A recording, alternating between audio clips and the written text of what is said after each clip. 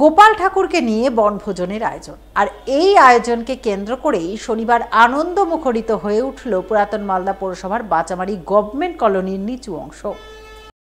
স্থানীয় ৮ নম্বর ওয়ার্ডের কাউন্সিলর শ্যাম মণ্ডলের উদ্যোগে এদিন গোপাল ঠাকুরের বনভোজনের আয়োজন করা হয়। এই উপলক্ষে এলাকার বিভিন্ন বয়সী মানুষজন তাদের নিজ নিজ বাড়ির গোপাল ঠাকুরের মূর্তি নিয়ে বনভোজনে অংশগ্রহণ করেন।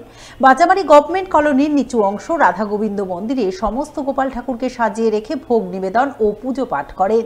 হরিনাম সংকীর্তন গেয়ে ভক্তিভাবে মাতোয়ারা হন। সমস্ত ভক্তদের জন্য খিচুড়ি ভোগের আয়োজন করা হয়। এই আয়োজনের মাধ্যমে সম্পন্ন হয় গোপালের বনভোজন। এদিনের এই বনভোজন অনুষ্ঠানে হাজির ছিলেন পুরাতন মালদা পৌরসভার চেয়ারম্যান কার্তিক ঘোষ, 12 নম্বর ওয়ার্ডের কাউন্সিলর বিভূতিভূষণ ঘোষ, 8 নম্বর ওয়ার্ডের কাউন্সিলর শ্যাম মণ্ডল সহ অন্যান্যরা। বাচ্চা মহিলা সকলকে নিয়ে করা হচ্ছে আজ গোপালের বনভোজন। যে গোপাল ঠাকুর আছে, সবাই তো বাড়িতে গোপালকে নিজের ছেলের মতো পুজো করে বা নিজের ছেলের মতো খাবার দেয়। তো আমরা আজকে এই পৌষ মাসে আমরা যেমন প্রত্যেকে বনভোজন করি, আমরা চেয়েছি যে আজকে বয়স্ক নাগরিকদের সঙ্গে আমাদের বাড়ির গোপালটাও যেন বনভোজন করে, তারই অংশ হিসেবে আমরা এখানে আয়োজন করেছি আমাদের ওয়ার্ডের মধ্যেই।